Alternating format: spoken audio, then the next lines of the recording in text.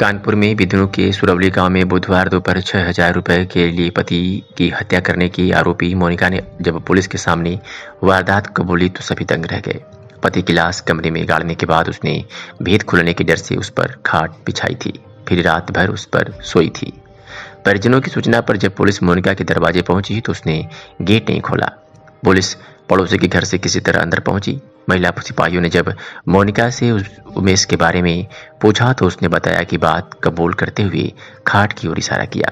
Police ने जमीन खोदकर शव बाहर निकाला। फिर पुलिस उसे थाने ले आई। यहाँ पूछा तो पता बोली कि पहले चाय बिस्कुट खिलाओ तब कुछ बताऊंगी। पुलिस ने उसकी इच्छा पूरी की। नाश्ते के बाद अचानक बेहोश हो गई। पुलिस ने उसे सीएचसी में भर्ती कराया है। हालांकि डॉक्टरों के अनुसार महिला पूरी तरह से स्वस्थ है। उमेश 4 भाइयों नरेंद्र, राजेश, मुनीश में सबसे छोटा था। सभी सुरवली गांव में ही अलग अलग घरों में रहते हैं। मां शिवदेनी ने पुलिस को बताया कि मोनिका का पति उमेश से अक्सर विवाद होता था। मोनिका ने मंगलवार को राजेश से कहा था कि वह उमेश की हत्या कर देगी। मंगलवार शाम 6,000 रुपए के लिए विवाद भी हुआ था। मोनिका और उमेश के 2 बच्चे गाँव के प्राइमरी स्कूल में पढ़ते हैं। बुधवार सुबह 10 बजे दोनों को मोनिका ने स्कूल भेजा था। दोपहर को जब उमेश सो रहा था तभी उसने उसका गमछा से गला घोट दिया, फिर कमरे में ही शव गाड़ दिया।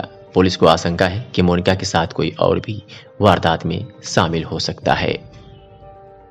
सूचना पर पहुंची पुलिस के कहने पर भी जब मोनिका ने गेट नहीं खोला तो पुलिस पड़ोसी के घर से किसी तरह अंदर पहुंची। महिला सिपाहियों ने मोनिका से पूछताछ की, तब उसने हत्या की बात कबूली।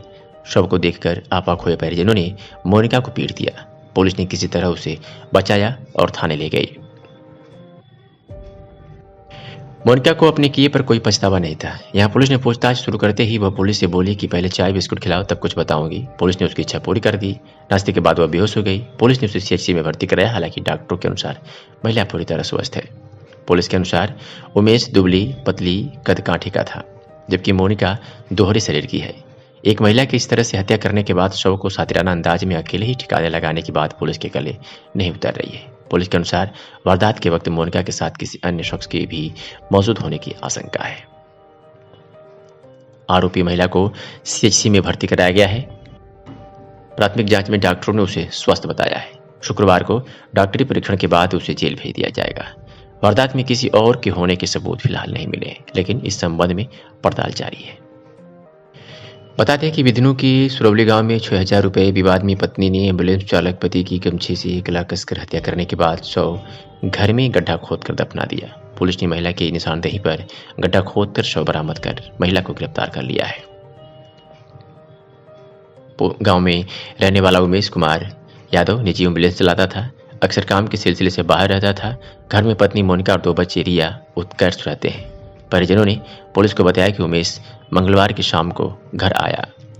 उमेश ने एक भैंस बेची थी जिसके 6,000 रुपये मोनिका के पास थे। रुपए मांगने को लेकर उमेश और मोनिका के बीच जमकर मारपीट हुई थी। मंगलवार दोपहर को मौका मिलने पर मोनिका ने उमेश की गमछे से गला कसकर हत्या कर दी। ऐसे ही अपने शहरों की तमाम छोटी और बड़ी खबरों को देखने के लिए 365 दिन खबर चैनल को सब्सक्राइब करें और बेल आइकन दबाना बिल्कुल ना भूलें।